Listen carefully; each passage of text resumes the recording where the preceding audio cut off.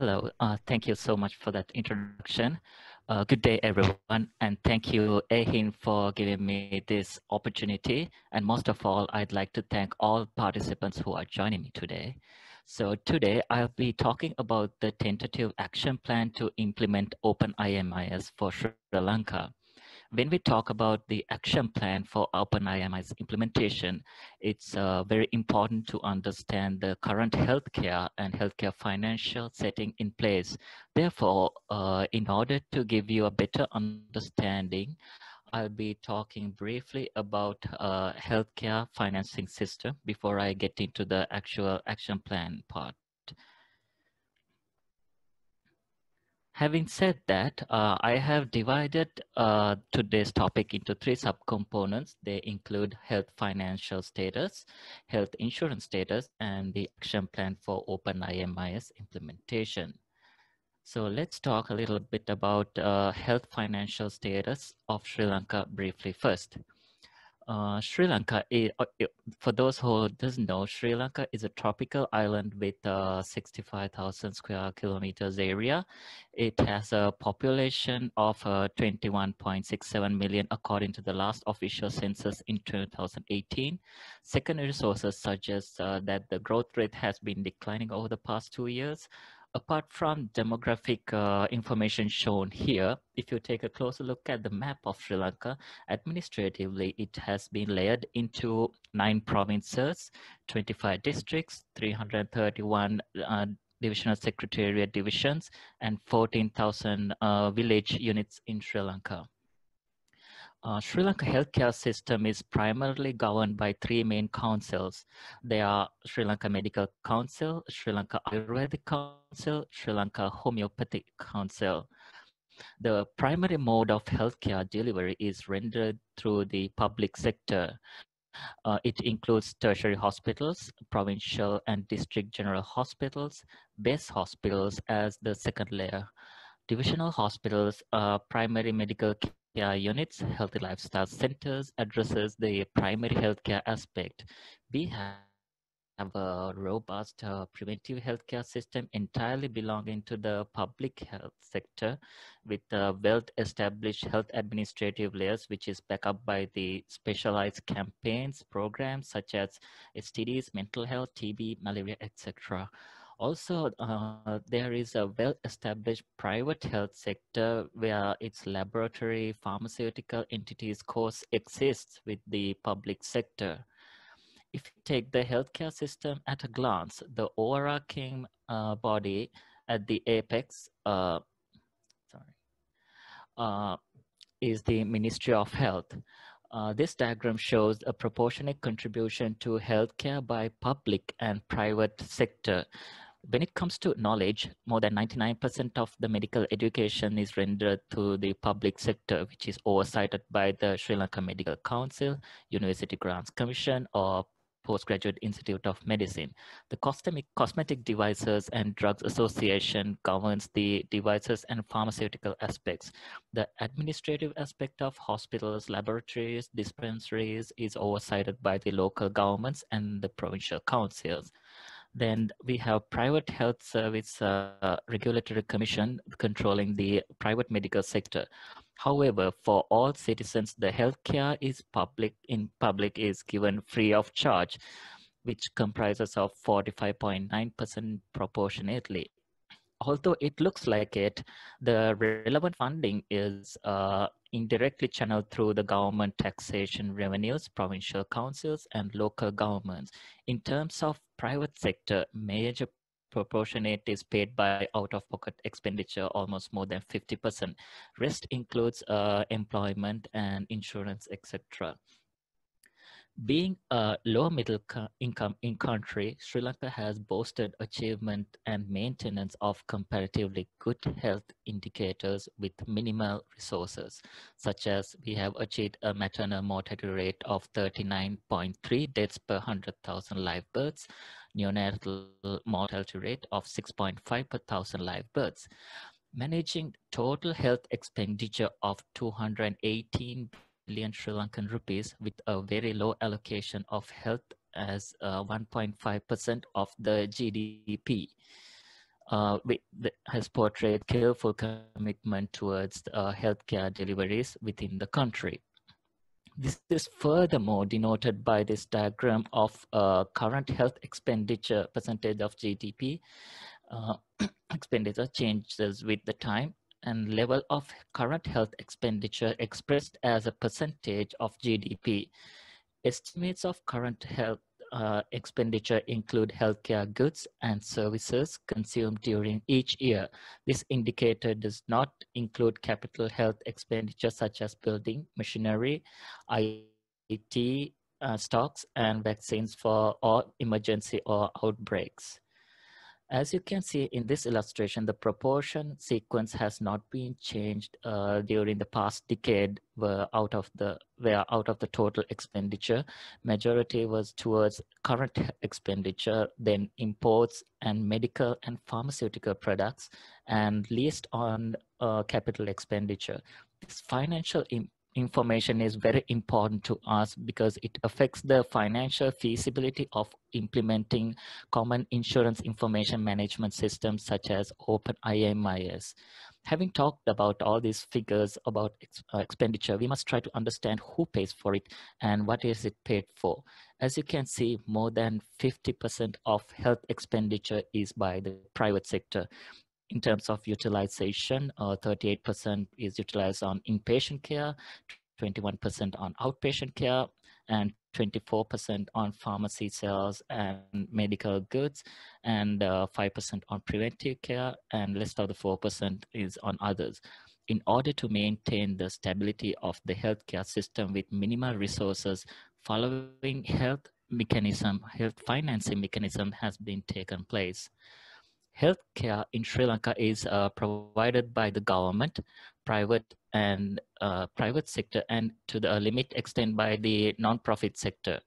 Government sector is predominantly financed from the general revenue taxation, while private sector financing is through the out-of-pocket spending. Private insurance, enterprise direct payments, insurances paid for by the enterprises direct payments, insurance paid for by enterprises, and contribution from non-profit organizations. Donor financing is largely channeled through the government sector and in certain instances through non-profit organizations. The government sector comprises of central government, the provincial council, local governments consisting municipal councils, urban councils, and Pradesh Sabha, etc. The central government provides budgetary funding through the Ministry of Health, which delivers services directly through its own programs and hospitals that are under the purview of the ministry. Some of the central programs also support and operate through the programs administered by the lower levels of governments. The bulk donor funding is channeled through the treasury, while some donor funds are dispersed directly through the relevant program and project. So let's talk about health insurance status of Sri Lanka. As per Insurance Regulatory Commission of Sri Lanka, IRCSL, 28 insurance companies were operating in the country. Under the Section 53 of Regulation of Insurance Industry Act of 2011, it has been made compulsory to segregate composite insurance companies into two categories, such as insurance, general life insurance and general insurance before 2015. Almost all the composite insurance companies has been segregated. Also, we have another entity called NITF, National Insurance Trust Fund, in the state sector, which I'll be briefing about in a bit. Currently, approximately Sri Lanka has about 448,000 insurance agents, 18,000 employees, and working over 2,000 branches. And when we talk about the insurance regulatory mechanism, IRCSL, Insurance Regulation Commission of Sri Lanka, safeguards the policyholders through the supervisory control of insurance company. It is under the Ministry of Finance. Professionals with experience at IRCSL advise the government on policy and laws and that would make the industry remain viable, able to meet the commitments to policyholders by helping them to overcome risk. And all the activities and the finance ministry is mainly governed by the parliament. And there's also another entity called the Insurance Association of Sri Lanka. It is the executive committee of IASL, which comprises of CEOs of all insurance company, is responsible for the overall management of activities and is assisted by the following committees, which make recommendation to executive committee on subjects relating to their respective areas, such as life insurance, general insurance, financial technical subcommittee, legal advisory. It goes on. Then also we do have another entity called Sri Lanka Insurance Ombudsman Scheme. It's the objective of it is the satisfactory settlement of complaints or disputes that policyholders of insurance companies may have against the company uh, that sold them the insurance policy. This is the officer with whom insurance ombudsman liaison with to mediate or settle any disputes or complaints submitted by him, dissatisfied policyholders. And also overarching everything, we have an entity called Sri Lanka Insurance Institute. It is a non-profit making organization whose main objective is to develop the skills and knowledge of persons who are in the insurance business. Funding for SLII is through the contributions made by the insurer and annual subscription of its member. Having talked about National Insurance Trust Fund, it's a 100% government-owned company, only company which offers the reinsurance in the country. Under the NITF, they provide the largest medical insurance scheme, Agrahara, to lift the living standards of the public services and provincial public service and their families. It's a compulsory scheme for all the government employees at the pensionable age. And its membership includes about 900,000 government employees.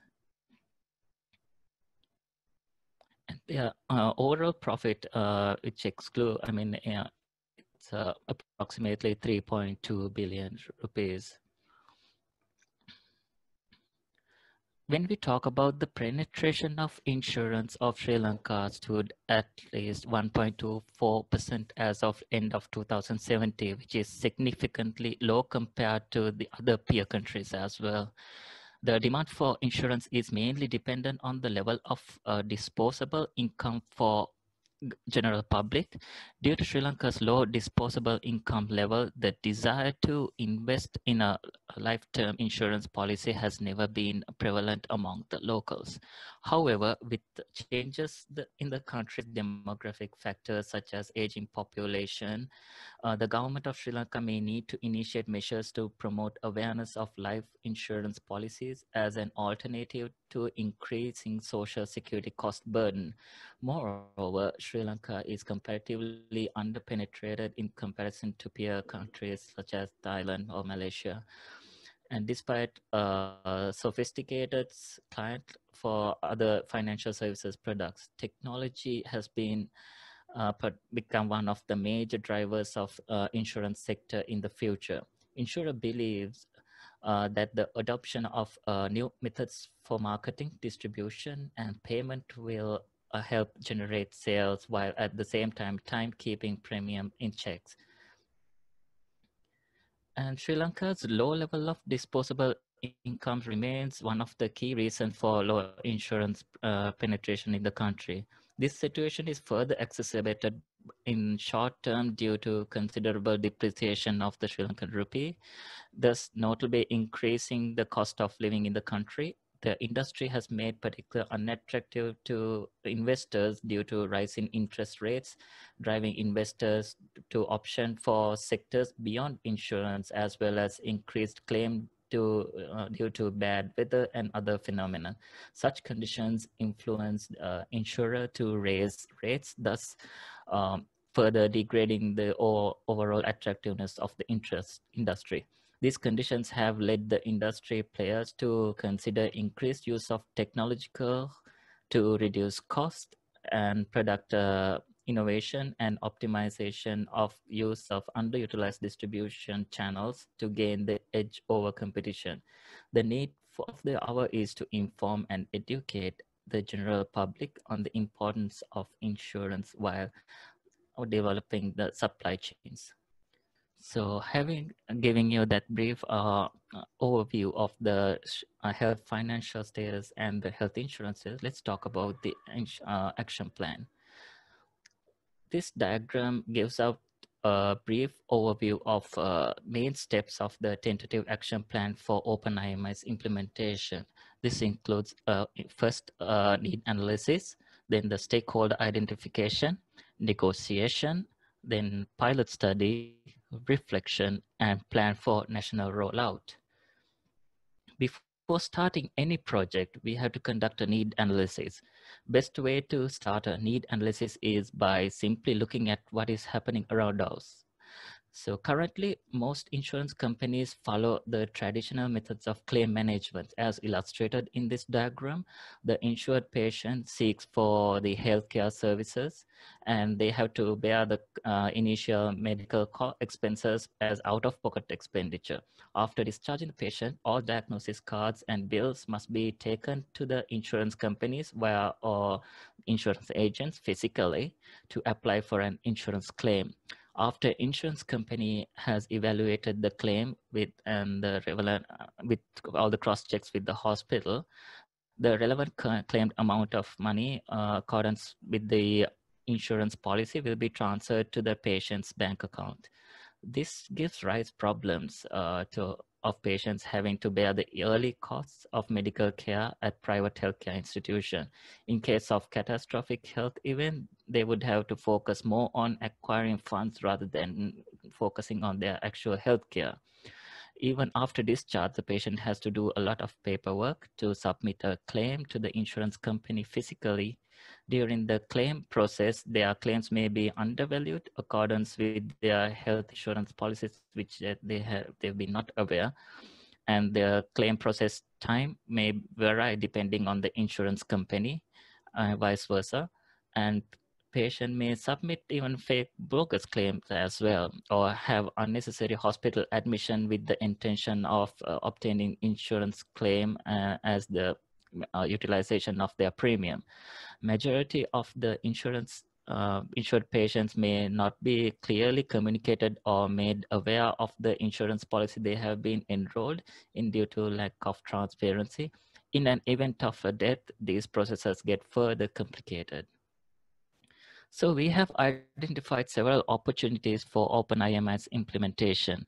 Because currently at the Ministry of Health, the major attention is driven towards the primary healthcare development through the primary healthcare system strengthening project, which includes improvement of digital health infrastructure of state healthcare institution, implementation of electronic health records, implementation of personal health number and master patient index. They're minimizing out-of-pocket expenditure by patients and mainly on attaining universal health coverage. Currently, Ministry of Health is in the process of development of national e-health architecture, which is an excellent opportunity to talk about plug about a common health insurance platform. And also we have a maturing digital health ecosystem, which I would talk about a bit. Then academic commitment towards digital health innovation is high because Postgraduate Institute of Medicine in University of Colombo has provides education on master's degrees in biomedical informatics and MD in health informatics. And major universities education institutes specialized for ICT capacity building. And in Sri Lanka, in the private sector, there's a very strong IT support which has been not utilized well. And there will be, when it comes to health financing, there will be more research opportunities incoming. And when it comes to insurance companies, they have an increasing trend of insurance companies being interested on healthcare data utilization. And also there's an increasing need of prevention of unfair or fake claims by optimizing the claim review process. Also, there is an increasing trend of public utilizing customized insurance packages as a mode of investment as well.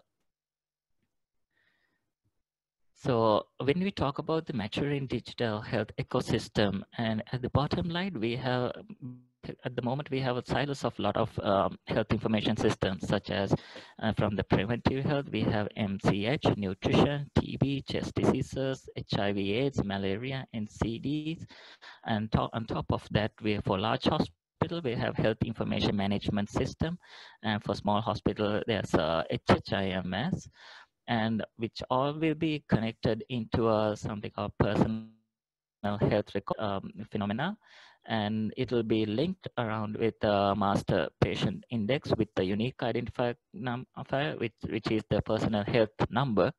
And on top, all the aggregated data will be accumulated at the health statistics such as EIMMR, which stands for Electronic Indoor Morbidity and Mortality Report system. And all this ecosystem is mainly governed by the national e-health guidelines and standards. So we have a good maturing digital health ecosystem blooming up. So now we are at a phase of moving towards integrated health information systems, because currently we have only many isolated silos of health information systems, different platforms and information system architectures, minimum data exchange between systems, issues with data ownership is there, lack of patient-centered approach, same information per patient is collected at different places and different stages of healthcare service delivery. Patient has no access to their own records. Information systems are confined to the relevant domain or ministry, and also minimum access to private sector patients' data as well. So when it comes to stakeholder identification, we have identified local and international stakeholders. In local, we have identified Ministry of Health, one of the main bodies, the Ministry of Finance, Insurance Regulatory Commission of Sri Lanka, Insurance Association of Sri Lanka, and Sri Lanka Institute of Insurance, and Health Informatics Society of Sri Lanka, and all the other universities and other academic entities who are willing to contribute. And as internationally, we got AeHIN and its all partner organization as our main stakeholder. So then we went on a long negotiation process with the Sri Lanka Institute of Insurance and Insurance Association of Sri Lanka. We had to go for a main depth of making awareness about the openIMIS platform. And also, because the problem is all these ISL forums, they have their meetings only like once a month, so it's a very time wise, it's a very challenging fact for us. And these are one of the few of the concerns of the IASL, which is visibility of medical records of the insured in the event of a claim, and implication of the Data Protection Act of 2019 about the customer consent, the trends of various epidemic diseases, and timeline for national rollout of HIMS. Were one of their main concerns, which we have been addressed collaboratively and through a concept paper. And so let's move on to the pilot study. So the pilot study, we have designed it as a participatory action research. The setting would be identified two major insurance companies. Study subjects will be the selected top insurance agents in their career. Then the method would be initially first we have to localize the openIMIS platform to affiliate the Sri Lankan setup. Then we are planning to do a training of selected insurance agent on openIMIS Module 1 training, which has been conducted by the AeHIN with the support of GIS and all those other partners. And then we are planning to move on to entering real life use cases to openIMIS platform by maintaining the anonymity of the clients. Especially maybe we are not planning to collect any uniquely identified data. So according to the sample size, we have to, our target is to collect at least 194 use cases for this pilot study. And all this, we would be reflecting all the observations, and we'll be conducting key informant interviews such as unstructured interviews. we are planning to present the results to the main stakeholders, and then after uh, reflection we can refine the localized openIMIS instance according to what are the findings, and we are planning to obtain the consensus with the main stakeholders for national rollout based on the results of the pilot study. And then we have a long-term plan of possible integration with the national EHR and development of a common insurance data platform as well. So challenges. Uh, I will divide all challenges into three aspects, such as government priority, administrative constraints, and knowledge constraints. At the government priority wise, at the moment, I mean, everyone as entire world is affected. Our main priority is to COVID-19 pandemic situation. And also, since all the lockdowns of import and export, all the port of transport, the government is mainly focused on stabilization of the economy. And one of the main key challenges is to difficult in linking major domains such as Ministry of Finance and the Ministry of Health together for this openIMIS or any common insurance platform. Administrative constraints includes most of the people and the administrative, their lack of knowledge on personal data protection and data exchange standards. So because of that reason, they are very restrictive on access to information. And when it comes to the finance ministry domain, they are mainly financially driven. For example, they have very less weight on universal health care and how many people are covered with insurance such as. And also there's a lack of integration between different insurance companies there, because mainly it's driven by private sector, so they don't they have very less communication or data sharing among the insurance companies, because maybe it may be attributed for their trade secrets and like that. So timeline management with the national rollout of HIMS is also challenging, because all this uh, development of a common insurance platform, yeah, at least framework conceptually, it has to be aligned with the national rollout, because according to the PSSP project, they have to complete around about 4,000 to 5,000 hospitals fully implementation of EHR by next 2 to 3 years. Then and also demonstration of a tangible outcome at early phases of the pilot study would be a expected challenge, because all the administrators and all the IASL, they would like to utilize the current disease patterns and get something out of the system.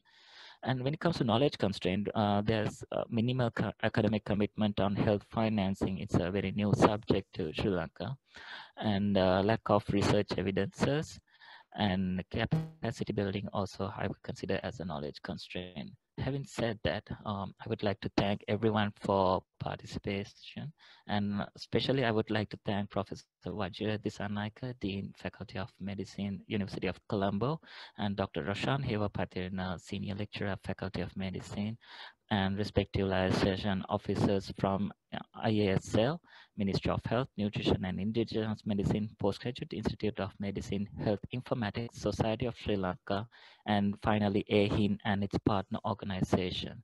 Thank you so much. I think the forum is open for discussion. All right. Thank you for sharing your plans with us, Professor. To all our participants, if you have questions, please feel free to leave them in the chat box. So for the first question, we have here Sir Sarav from the openIMIS initiative. So who would own the instance of openIMIS, and would you want each private insurer to run their own instance, or are you planning on one national instance owned by the Ministry of Health? Yes, Sarah, because we have learned a good lesson by, starting with silos of information systems and the instance of different health information systems. So the main challenge was to integrate. So when it comes to the openIMIS, main e-health architecture is mainly about coming towards a common platform. So as answering for your question, I think we have to start off by having a one instance for all the insurance agents, and we have to clearly define what are the minimal, I mean, the information that they should be sharing. Thank you. I hope that answered your question. All right, thank you, Dr. Chamika. Any more questions from our participants? Yes, I have a question. Yes, please go ahead, Dr. Fazila. Dr. Chamika, as of now, you have about 900,000 government employees and their dependents on this national insurance. So what Yes. is the plan in moving forward? Is it going to be for the whole nation? Or is it Initially, we thought of conducting a pilot study with a representative sample, and because two of the main key health insurance companies, they agreed to use their top academic insurance agents for this pilot study. So after giving the training, we are trying to get them use the system for some times, and then we are going to evaluate how their performances and what is the outcome. Then what we can do is with the probable good final mission report and everything, we can submit to the Ministry of Health, and through the Ministry of Health, it will be communicated with the Ministry of Finance and probably IRC as well, because at the moment all the insurance companies are not they don't have electronic systems. Some they do, some are still following the traditional paper-based system, and also there are certain insurance companies, they are willing to accept any because insurance management information system, because when it comes to how in-house development, it costs like a lot for them as well. So there are a lot of interested parties as well. So it's all about get the administrative and political waypoint, and then we are planning to proceed with that based on the pilot study results. I hope that answered you. okay? I got one more question. In your digital ecosystem, I don't see any clinics, primary clinics are not in that system.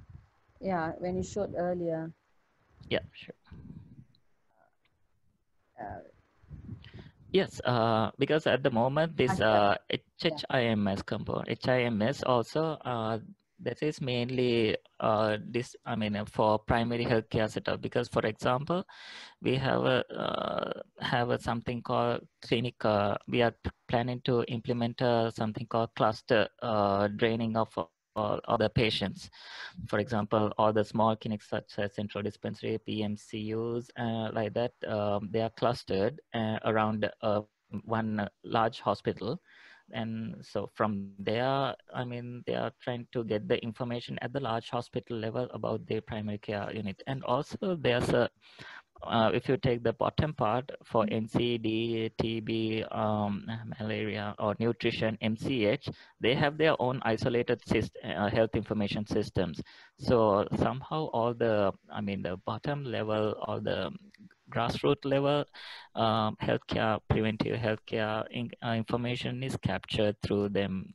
So that's why I told you, because there are a lot of many isolated systems, and also sometimes we have the problem of same information per patient is collected at the different places and different stages of healthcare delivery. And as a mitigation of that problem is only we are planning to the Ministry of Health is working on the development of national EHR main framework. I hope that Yeah, answered your thank question. you. You're welcome. Yes, thank you, Dr. Fazila and Dr. Chamika. We have another question from one of our participants. So, what would be the criteria for evaluation of the system in the pilot study? Yes. For example, we would be evaluating mainly the user acceptance. Probably we might use questionnaires such as pre-test and post-test, and which using validated questionnaires such as use acceptability or Delaunay-MacLeod model of technology acceptance model. And with that, we are planning to, based on those findings, we might go into doing unstructured interviews on what are the reasons for how and why questions of those results. And so mainly we will be evaluating the mainly top agents which has been recruited for this study, and probably more than 194 real use cases. Yes, Sir Sorry, Saraf, please go this is ahead. Saurav. Hi, Dr. Sarah. Chamika, just a question on a little bit beyond the digital part. But from what I understand from your presentation, we're still looking at using openIMIS still targeted towards these private health insurances, right? It's not a large health financing reform where there's a national payer that's being set up, and openIMIS would be used there, right? We're still looking at the multiple private insurers that are present, and maybe even for the civil servants, there could be a possibility, but it's not like a large overarching national payer system, right? Yes, yes, exactly. So that's why, I mean, we are planning to, I mean, we are considering use of openIMIS not as the main platform of insurance data aggregation. So I mean, in briefly, I mean, all the private health insurance, different, they have their own, they can use their own information systems, and probably openIMIS instances as well. Then we could get all the minimum data set or necessary data through an API, probably, which will be defined by policy framework accordance with the national health policies and privacy, data privacy and security. Okay, no, interesting. I'd definitely like to continue the conversation, but not Yes. right now. But later we can schedule some other calls Yeah, sure, to Saurav. talk Looking about this forward to it. further. Thank you, Sir Saraf and Dr. Chamika. So I think that is the last question. We also have in attendance Professor Vajra. Maybe we can hear a few words from Professor. Thanks. Well, I thought I'll join up. I've not been able to find time before. I thought I'll join this, and maybe in the future I would have time to join up more AeHIN hours. So pleasure to be here.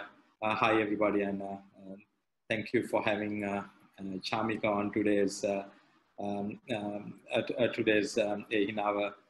We are working with Chamika, myself, and Roshan, and the rest of the team to see how we can operationalize openIMIS in Sri Lanka. And let's see how we go, because Sri Lanka is not a country which is heavy on insurance. We thrive on a national health system which is funded by the taxpayer. So we are not a insurance savvy country when it comes to healthcare. So we need to work with the few small private players who are operating in the private health insurance space. So it would be a kind of a different kind of situation altogether when it comes to implementing the system in Sri Lanka. Thank you, Professor Vajra. Thank So you, to sir. wrap up this session, I would like to call on Dr. Fazila. Oh, thanks, Cha. Well, I think we have heard from Dr. Chamika about on openIMIS in Sri Lanka. Let's wish him all the best for the pilot that they are doing. Perhaps after the pilot is over, we can hear again from Dr. Chamika of the outcome. And thanks, Prof. Wajira, for saying a few words. Again, on behalf of AeHIN, I would like to say our appreciation and thank you to Dr. Chamika from University of Colombo for sharing with us on openIMIS. So thank you everyone and good night. Thank you, everyone. Bye. Thank you. Good night. Thank you. Bye-bye.